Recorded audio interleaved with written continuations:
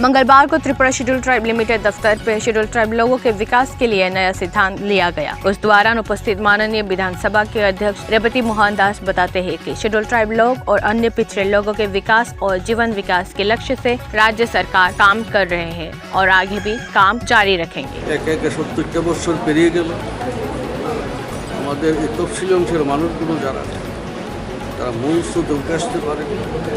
প্রতি 10 বছর অন্তর অন্তর এটাকে বাড়ানো হচ্ছে।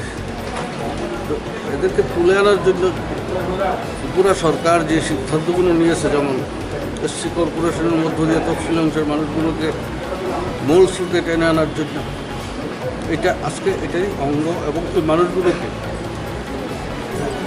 মূল স্রোতে যাতে টেনে আনা যায় এবং নিচে যারা পড়ে আছে তাদেরকে টেনে তোলার জন্য আজকে একটা অনুষ্ঠান হতে যাচ্ছে। এবং তার জন্য এসসি কর্পোরেশন থেকে সাহায্য এবং সহযোগিতা করে তাদেরকে উপরে তোলার জন্য চেষ্টা করা হবে।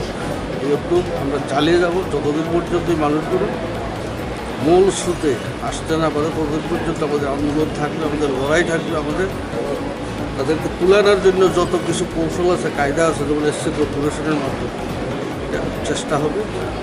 চেষ্টা হচ্ছে এবং আগামী দিন চালিয়ে যেতে হবে।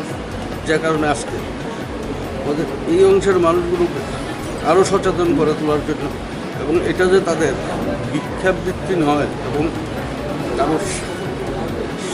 কারোর কাছে দয়া ভিক্ষা নয়, এটা হলো তাদের অধিকার, সংবিধানগত অধিকারটা যাতে 100 ভাগ তারা পায় এবং 100 ভাগ যাতে